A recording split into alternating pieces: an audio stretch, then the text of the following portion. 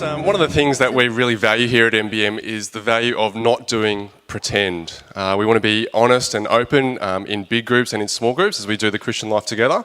And so I've invited Aaron here to my right. And Aaron, you're married to Joe. You've got two wonderful boys.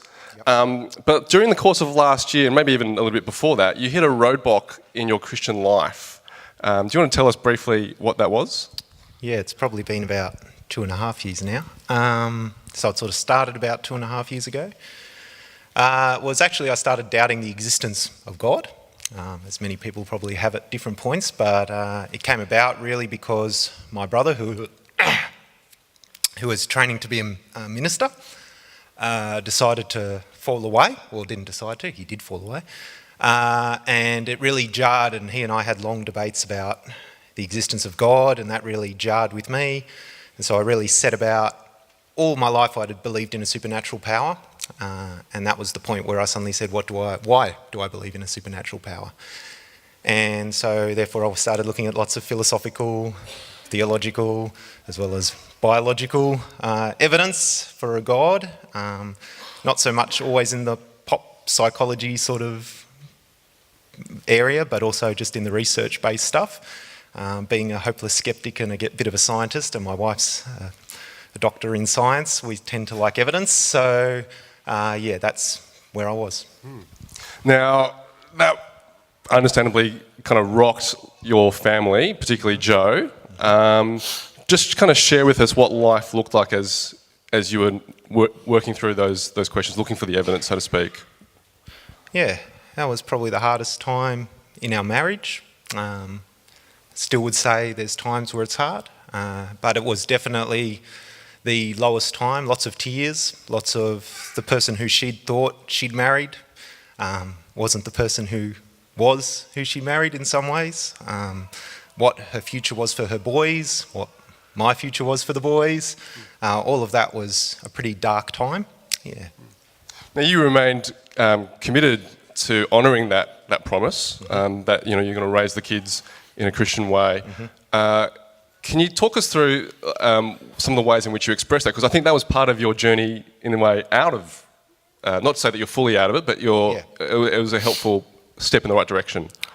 I guess the most important thing was I was pretty early on communicating with my wife, and I guess being a therapist, it's what I tell everyone else they should be good at. I'm not always great at doing it myself.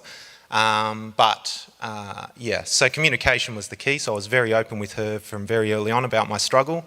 And then I was very open, I guess, with people in the church about what I was struggling with, which I guess was the first step in getting support through that process. Did you want me to go through some of the other? Yeah. So in that process, you were saying there were some things that were really helpful, and there were things that people didn't do that were also helpful. Yeah. Just kind of break it's almost like the omission things, the things that people didn't do that actually helped me. Probably the thing that lots of my brothers and sisters didn't do was say, that's just like me. Or that was just like I went through a year ago. Or that was just like me 2 years ago. I think sometimes we're very quick to put ourselves as the same as that other person. And every person's struggle in their faith is different. You can be there as a brother and sister, you can offer support, but I think saying that you know what they're going through, I think is very presumptuous as a brother and sister. And I think that was probably one of the most helpful things that people did. They actually met me where I was, rather than projecting what they felt onto me. That was probably the first thing. Some of the other things, people were saying they were constantly praying for me, which was something people did, and they kept saying it to me, I'm just praying for you. Those little moments of just passing by saying, I prayed for you last night, or I prayed for you this morning, incredible encouragement when you're struggling in a place where you're very, very dark. Other things I guess I didn't do, I stopped reading so much pop science, culture sort of stuff, so for me, I still am very scientific. It's not that I don't keep looking at evidence, but what I didn't do was look at, realising that when I was reading a Christian justification for science, I was looking at it from an atheist frame of reference, and when I was looking at a atheist frame of reference, I was looking at it from a Christian frame of reference. I was always taking the negative view, and it really got into this cycle of negative thinking about stuff I was reading, which in essence is just feeding doubt. And really that was one of the things, but then probably the most powerful thing was when I actually did turn it over to God. And I guess realising that He is in control of the whole process. Yeah. And you had a beautiful expression of that when you were putting your youngest Samuel to bed. Do you kind of God gave you that opportunity? So what did that look like? Yeah. So I came to a point where I guess, you know, you read Romans and Romans 12 and Romans 14, and I did a lot of Romans and a lot of Hebrews, a lot of faith reading. And I guess it's that God gives you the faith that you need, and everyone gets a different amount, and it's God who gives that to you. It's not something you get. You don't achieve it yourself. It's given to you.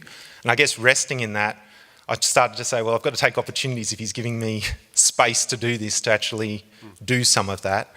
And so putting my boys to bed, one of them was a little bit of a slow settler, and he liked me sitting in the room. And so you're sitting in the room for 20 minutes with pitch black lights, not doing very much. I was trying to think what I could do, and it came upon me that maybe I should be praying at those points. So really for about 3 months, as we went through this process of getting him past that, I had this perfect time every day where I spent 20 to 30 minutes praying, which was very, very encouraging. I guess the other thing I didn't say before about things people did was setting aside time and above and beyond meeting at church and meeting in Bible study to meet with brothers and sisters. And Dan was great there, Ray met with me.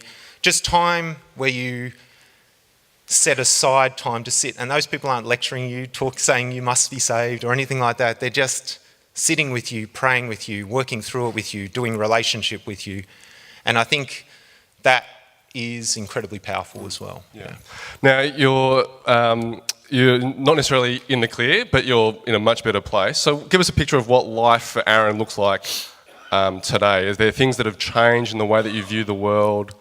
Yeah, I guess, like I said before, there's two big things. I've turned it over to God. It's not about me finding the answers so much anymore. It's, God He's sovereign. And if He wants me to be His, I'm His.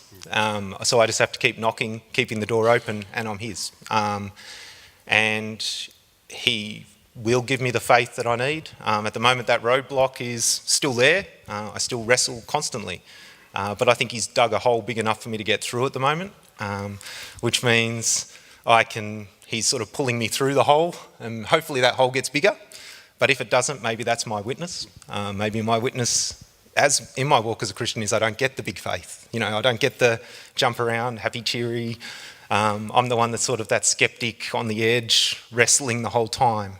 And maybe that's what God wants for me. And so resting on that is probably the main thing.